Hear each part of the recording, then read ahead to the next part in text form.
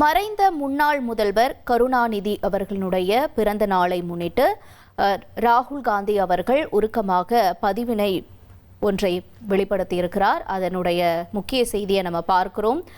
இதில் அவர் என்ன சொல்லியிருக்காரு அப்படிங்கிறத நம்ம தெரிஞ்சுப்போம். விவரங்களோட செய்தியாளர் ரமேஷ்குமார் இணைஞ்சிருக்காரு. ரமேஷ்குமார், திரு ராகுல் காந்தி அவர்களுடைய பதிவில் என்ன சொல்லப்பட்டிருக்கு, நிலவரத்தை பதிவு செய்யலாம். வணக்கம். மறைந்த திமுக முன்னாள் தலைவரும் முன்னாள் முதல்வருமான கருணாநிதி அவர்களுடைய பிறந்த நாள் இன்று கொண்டாடப்படுகிறது. இந்த சூழ்நிலையில் மக்களவை எதிர்க்கட்சி தலைவர் ராகுல் காந்தி அவருக்கு தன்னுடைய புகழ் அஞ்சலிகளையும் மரியாதையும் செலுத்தியிருக்கிறார். அவர் விடுத்திருக்கக்கூடிய அறிக்கை ஒன்றில் கலைஞர் கருணாநிதி அவர்கள், அதாவது கருணாநிதி அவர்களை கலைஞர் என்றே அவர் குறிப்பிட்டிருக்கிறார்.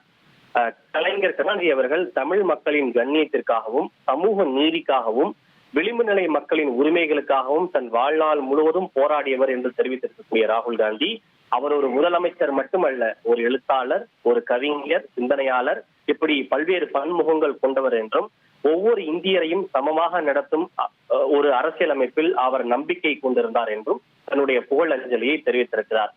தமிழகத்தை பொறுத்தவரை நீண்ட ஆண்டுகளாக இருந்த திமுக கூட்டணியை விட்டு காங்கிரஸ் விலகி தற்போது தாவேகாவோடு கூட்டணி அமைத்திருக்கிறது. இருந்தாலும் கூட அந்த முன்னாள் முதல்வர் கருணாநிதி மீது இருக்கக்கூடிய அவருடைய அந்த அன்பையும் மரியாதையும் வெளிப்படுத்தும் விதமாக அவருக்கு தன்னுடைய புகழ் அஞ்சலியை தெரிவித்திருப்பது முக்கியத்துவம் வாய்ந்ததாக பார்க்கப்படுகிறது.